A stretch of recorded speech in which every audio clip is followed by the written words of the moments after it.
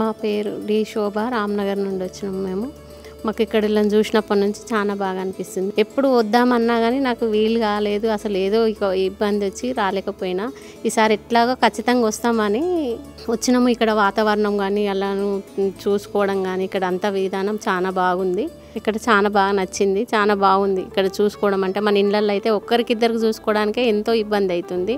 ఇక్కడ ఇంత 600 మందిని చూస్తున్నారు. నా పేరు రేణుక అండి. నేను రామ్నగర్ వారసుగూడ నుంచి వచ్చాను. అయితే ఇక్కడ ఆశ్రమం ఉందని మా ఫ్రెండ్ చెప్పింది అనమాట.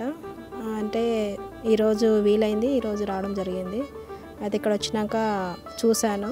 అంటే రోడ్డు పైన ఉన్న వాళ్ళని తీసుకొచ్చి వాళ్ళకు మంచిగా శుభ్రంగా వాళ్ళకు స్నానాలు చేయించి మళ్ళీ వాళ్ళకి ట్రీట్మెంట్, వాళ్ళకు ఎవరు లేని వాళ్ళ బాధ అంతా తీర్చడం ఇక్కడ చూశాను నేను. ఇక్కడ చాలా బాగా అనిపించింది. నీట్గా ఉండడం కూడా చూశాను. ఇట్లా చేయడం కూడా ఒక సేవ, ఇది చాలా బాగా నచ్చింది నాకు. మరి మాకు కూడా ఈ రీతిగా రావడం వారికి మా అంత సహాయంతో మరి కొన్ని శారీస్ కూడా మేము ఇచ్చామన్నమాట.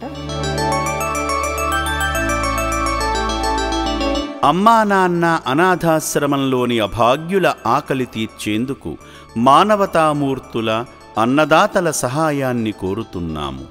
ఈ రక్షణాలయంలో జీవిస్తున్న నిర్భాగ్యులకు 3 పూటలా అన్నదానం చేసేందుకు నిత్యావసర వంట సామగ్రి నిల్వలు సరిపోక ఇబ్బంది అవుతోంది. ఈ స్థితిలో ఆకలి తీర్చే మానవతామూర్తుల సాయం కోసం ఈ అభాగ్యులు ఆశగా చూస్తున్నారు.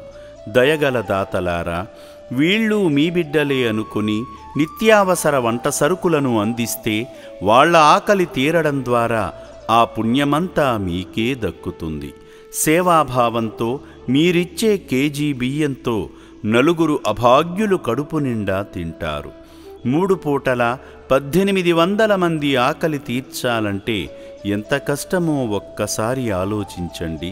దయచేసి బియ్యము, పప్పు, నూనె, కూరగాయలు ఇలా ఏదైనా సాయమందించి శ్రీ పుణ్యలింగేశ్వరుని అనుగ్రహానికి పాత్రులు కండి.